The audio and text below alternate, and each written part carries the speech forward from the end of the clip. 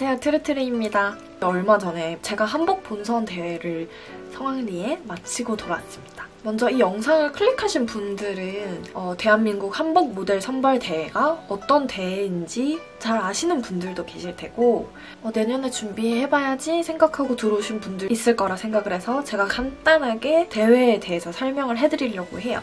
대한민국 한복 모델 선발 대회에서는 스피치나 장기자랑을 하지 않아요. 그래서 오로지 한복을 입고 워킹이나 자태, 표정이나 포즈를 심사를 하고요. 무대에 일단 서기 위해서는 서류 심사를 통과를 해야 돼요. 서류 심사는 총 프로필 3장을 제출을 하고 간단하게 지원 동기를 쓰게 됩니다. 저는 프로필 그냥 집 주위 이쁜 곳을 찾아서 흰 원피스를 입고 찍었어요. 상반신, 그리고 얼굴 근접샷, 그리고 전신 이렇게 찍었는데 상반신이랑 전신은 굳이 정면이 안 나와도 된다고 그래서 저는 좀 자유롭게 옆 또는 대각선을 보고 찍은 프로필을 제출을 했고요. 서류 심사는 1대7에서 2대1, 1대7대1 또는 2대1 정도의 경쟁률을 보였습니다. 2019년에 총 11개의 도시에서 본선 대회를 열었고 현재 제가 이 업로드하는 시점에서 지원할 수 있는 지역은 이제 3군데가 남았고요. 본선은 평균적으로 3,400명 정도 인원이 참가를 하고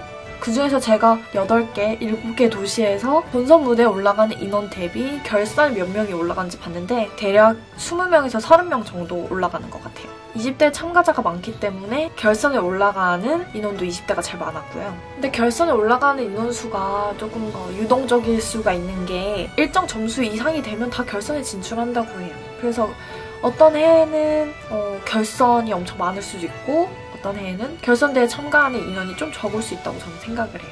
먼저 대회 준비에 앞서서 참가하시는 분들의 가장 큰 고민이 어떤 한복을 골라야 될까? 한복 모델 선발 대회 공지사항을 보면 한복은 심사 항목에 들어가지 않는다라고 적혀있거든요. 그래도 많은 분들이 이쁜 한복을 입고 대회에 참가하고 싶지 않을까요? 저 또한 대회를 나가기 전에 조금 의심을 했어요.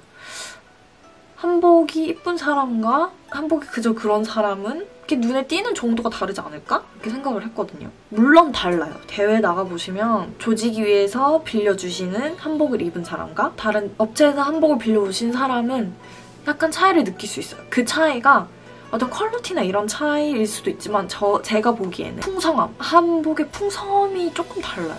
물론 조직위에서 빌려주시는 한복들이 이쁜 한복도 저는 봤거든요.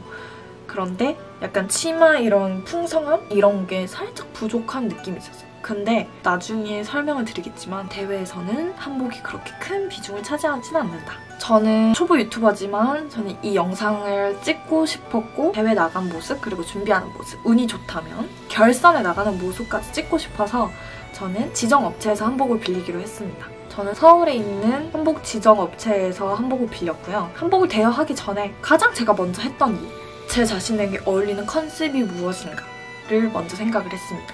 한복의 밝기, 얼굴이 웜톤이냐 쿨톤이냐에 따라서 한복의 색채도 달라져야 된다고 저는 생각을 했습니다. 그리고 제일 큰 카테고리는 한복의 저고리, 이까지 가슴 밑까지 오는 저고리를 입을 것인가? 아니면 손을 넣고 걸을 수 있는 방위를 입을 것인가를 선택을 해야 되는데요. 저고리의 장점은 제가 포즈를 자유자재로 할 수 있다는 거, 단점은 그 포즈를 잘못했을 때 정말 이상하다는 거. 당위의 장점은 손을 놓고 포즈를 취하지 않아도 어느 정도 우아함을 보여줄 수 있고 그냥 워킹에 집중할 수 있어요. 단점은 저고리와 반대로 포즈에 제한이 있다는 점. 물론 센터에 가서는 포즈를 취할 수 있어요. 워킹을 한 뒤에 센터에 가서는 포즈를 저고리든 당이든 무조건 취해야 되겠죠? 포즈 점수가 있으니까. 그리고 다음은 헤어. 저는 본선 대회에서는 저고리를 입기로 선택을 했고 거기에 따라서 어떤 헤어를 할지 인터넷에서 검색도 많이 하고 동영상도 많이 찾아봤었거든요. 정답은 아니겠지만 현대적인 저고리 한복에는 굳이 이 옆에 나오는 배시댕기랑 첩지, 비녀 이런 거보다는 조금 더 현대적인 웨딩 소품 같은 거를 이용해도 저는 좋다고 생각을 해요. 그냥 반짝반짝하고 이쁜 거? 그런 것도 잘 어울리는 것 같다고 생각을 해서 저는 11번가랑 네이버에서 검색을 해서 2,500원이랑 9,000 얼마짜리 이거 보시는 사진 2개를 구매를 해서 머리는 미용실에 가서 5만원 주고 5만원 1시간 만에 하고 제가 산 액세서리를 꽂고 그리고 대회에 갔습니다. 헤어도 사실 셀프로 하려면 저는 할 자신이 있었거든요. 근데 제가 그 주에 너무 독감이 심하게 걸려가지고 연습할 시간이 없었어요. 그래서 어쩔 수 없이 저는 미용실을 갔고 약간 손재주 있으신 분들은 묶음 여기 빼꼼 넣어가지고 볼륨 살려준 뒤에 그냥 이렇게 뒤로 묶어도 저는 이쁘다고 생각을 해요. 다음은 포즈, 워킹, 표정 연습하기. 저는 매일 거울을 딱 볼 때마다 표정 연습을 했었어요.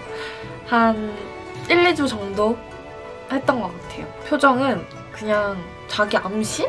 내가 조선의 국모다. 그냥 세뇌를 시키는 거죠, 계속. 그래서 표정에 나올 수 있게. 포즈는 유튜브에서 한국 무용 이렇게 치거나 아니면 사극이나 한복 입고 나오는 영화 같은 거를 저는 참고를 했었고, 워킹은 어쩔 수 없이 계속 거울을 보고 걸었고, 여기서 저도 오해한 게 하나 있었어요. 워킹에 대해서. 정사무엘 감독님이 대회 당일날 가면 되게 자세하게 지도를 해주시거든요. 그때 말씀 주신 게 한복을 이렇게 빵빵 차서 걸으라는 그런 아마 영상이 있을 거예요. 저도 영상을 본 것 같은데 절대 그러시면 안 돼요. 빵빵 차면 일단 한복이 앞뒤로 엄청 흔들리고 그게 안 이뻐 보여요. 정사무엘 감독님이 말씀하시기는 디자이너들이 모델을 선택을 할 때 자기 한복을 빵빵 차는 모델을 누가 런웨이에 세우겠냐 이런 말씀을 하셨거든요. 저도 생각해보니까 그 말이 맞기도 맞고, 그리고 실제로 빵빵 차면 진짜 안 이뻐요.